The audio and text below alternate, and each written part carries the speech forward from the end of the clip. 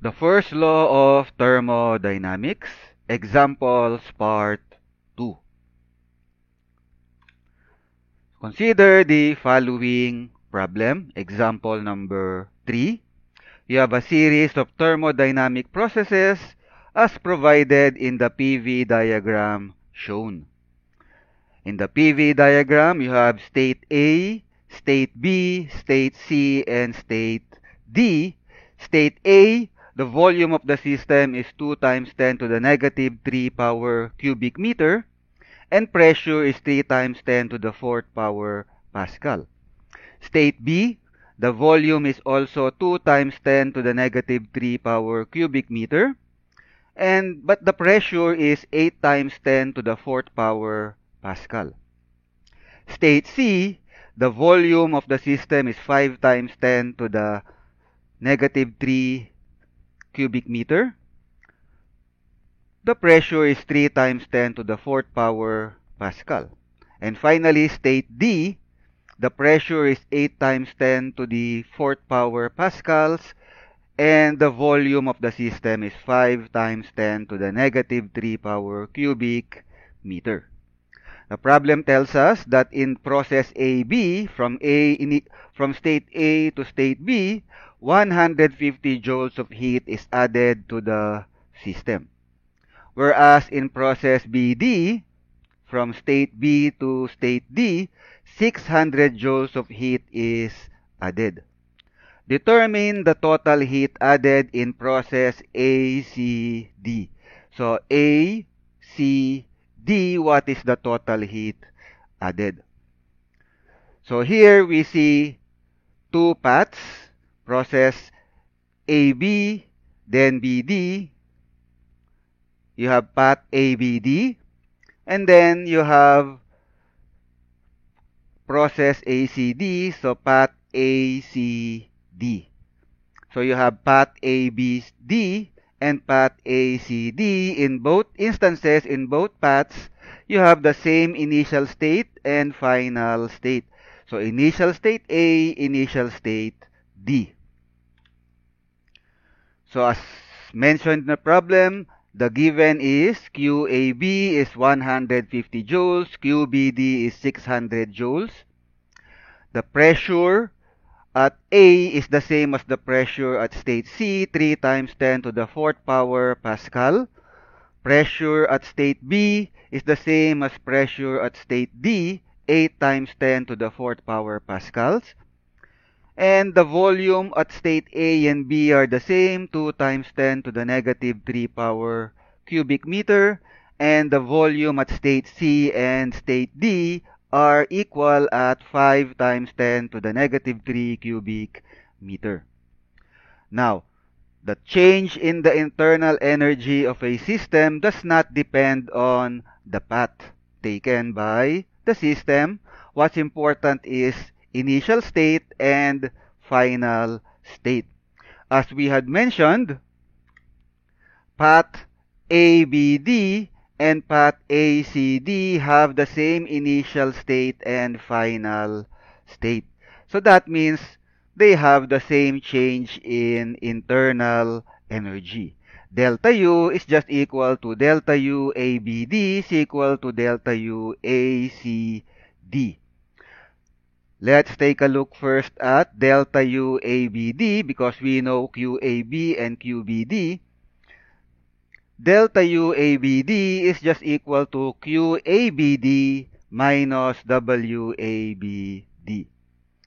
QABD is the heat added as you go from A to B to D. So QABD is just equal to QAB plus QBD. We know QAB 150 joules, we know QBD 600 joules, so we are able to get QABD 750 joules. Similarly, work ABD WABD is just equal to WAB plus WBD.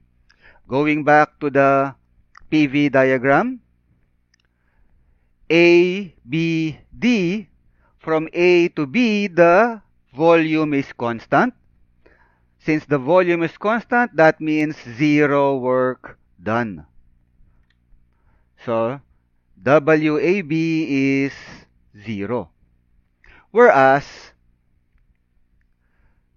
from B to D, the volume changes and the pressure is constant. That means the work done at path BD, the work done from B to D, is just equal to pressure at state B, PB, times the change in volume, VD minus VB. Knowing that we know PB and we know VD as well as VB, we are able to calculate WABD to be 240 joules, which means we are now able to get delta UABD. QABD 750 minus WABD 240.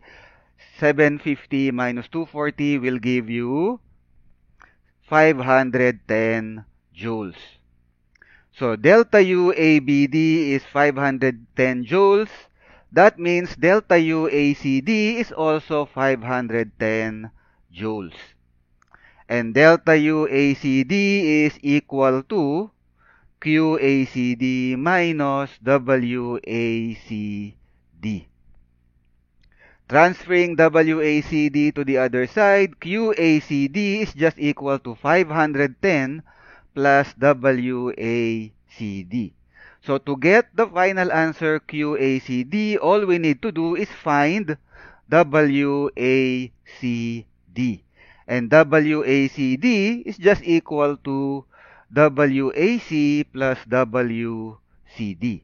So again, going back to the PV diagram, ACD, the work done from A to C, the volume changes at constant pressure. So that means WAC is just equal to pressure PA times change in volume VC minus VA. Whereas, the work done from C to D, the volume is constant. That means the work done is 0. So WCD is equal to 0. Knowing PA, knowing VC, and knowing VA, we are able to calculate WACD to be 90 joules. QACD is 510 plus WACD. So QACD is 510 plus 90. QACD is just equal to 600 joules. The heat added as you go from initial state A to final state D along the path ACD is 600 joules.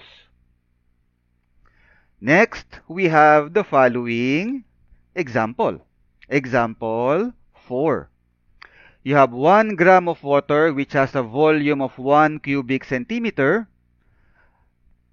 It becomes 1,671 cubic centimeters of steam. So from liquid, it became gas to steam when it is boiled at a constant pressure of 1 atmosphere.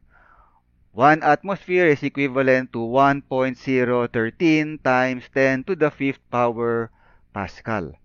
Using heat of fusion, heat of vaporization rather, L sub V equal to 2.256 times 10 to the 6th power joules per kilogram, determine the increase in the internal energy of the system.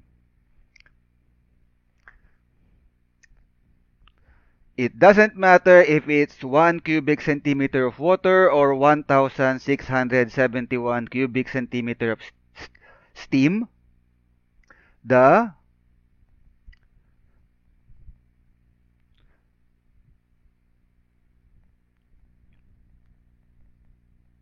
mass remains to be the same, 1 gram. So correction, this is not stream, this is steam. Okay? So from water to steam, the mass remains the same, 1 gram or 0.001 kilograms. The volume changes from 1 cubic centimeter to 1,671 cubic centimeter, convert to cubic meters. The pressure is constant at 1 atmosphere or 1.013 times 10 to the 5th power Pascal. And we are given the heat of vaporization of water. The change in the internal energy of the system is just given by delta U is equal to Q minus W. Now, Q is the heat added to vaporize the 1 gram of water. So from our calorimetry, phase change from liquid to gas, Q is just equal to mLV. Work for constant pressure from initial volume to final volume is just P times V2 minus V1. We know M, LV, P, V2, and V1, so the equation is complete. We are able to calculate the change in the internal energy of the system to be 2087 joules. And with that, we are done with the first law of thermodynamics. In the next video, we will move on to the second law of thermodynamics. Thank you for watching.